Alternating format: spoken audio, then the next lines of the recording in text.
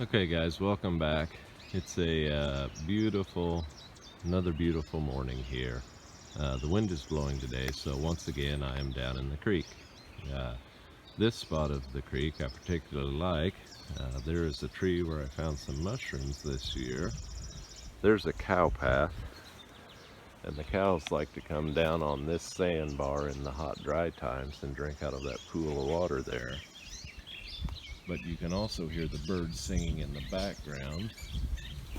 And right there is the bridge. I'll zoom up a little bit. I don't know if you can make it out,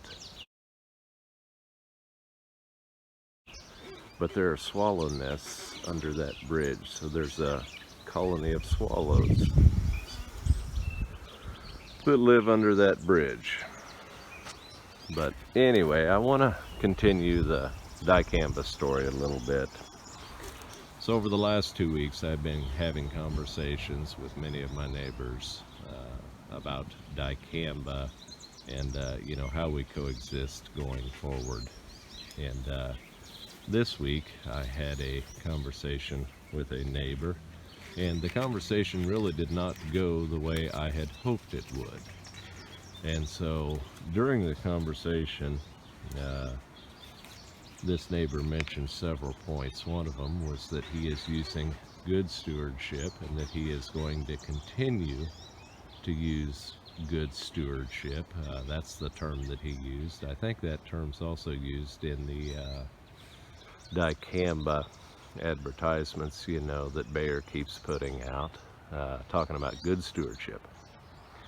The next thing that came out was that this neighbor brought up countersuit for harassment if I continue to harass him. And I don't know, but I find that a little bit ironic when in my life I've had about 3 or 4 conversations with him that I have been harassing him. Another point that came up was that he's not going to write me a blank check every year, and I find that a little bit ironic because I have never asked that neighbor to write me a check, period.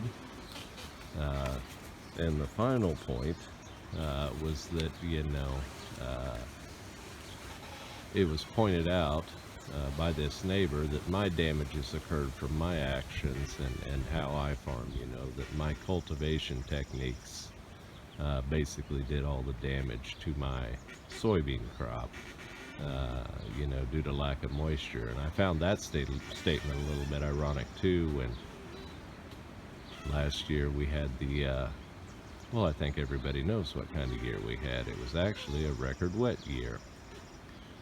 And so, anyway, that conversation did not go the way I thought it was going to go. And, that's that. But regardless, we still have to go forward, and we still, as a society, as farmers, as individuals, we still have to strive to coexist and to, basically respect each other. And, my conversation with this neighbor did not start on an adversarial tone. It did not proceed on an adversarial tone, and it did not end on an adversarial tone from my side. Something that jumped into my mind at the end of the conversation from the Bible, Proverbs 28:1. That little piece out of the Bible: the wicked flee when none pursue. I don't know why, but that quote jumped into my mind. And anyway, the reality of the situation is we did have a significant crop loss last year. And not speaking to that losses, my goal here is to prevent or to limit or to avoid future losses. And part of that is the conversation that we're having here about, how are we going to build respect and how are we going to go forward. And I understand that these are crazy times. You know, I talked about them in my first video, but crop prices have been down significantly, and we have the whole coronavirus scare going on right now that has had, you know, some major disruptions in our food supply system, and I'm not going to preach about that. Regardless, a lot of people are under stress right now for a whole host of reasons.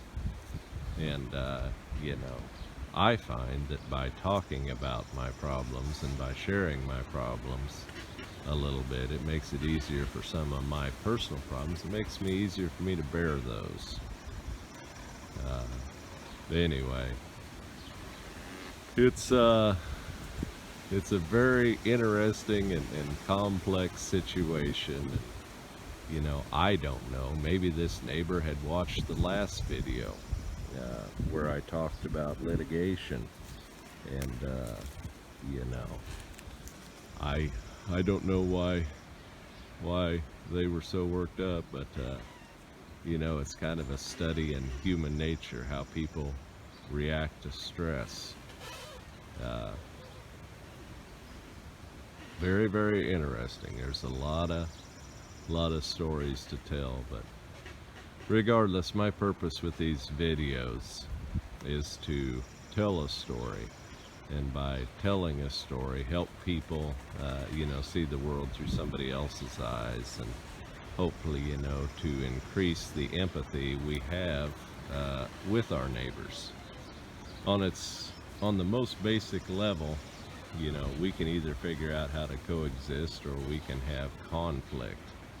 And, you know, it does not do society a whole lot of good to foster conflict. It does society far more good to try and foster coexistence and tolerance and mutual respect. And so this will be part 2 from that first video of going forward. You know, the first video I was really, in that video I was really trying to talk about what I intend to do in lobbying the NOSB and building coalitions among the organic farmers on how we are going to deal with drift issues going forward. This video is more about how we coexist, you know, individually with our neighbors, and I guess the greatest good there is that we do need to, I encourage everybody to have conversations with your neighbors. We do have to talk. We have to coexist.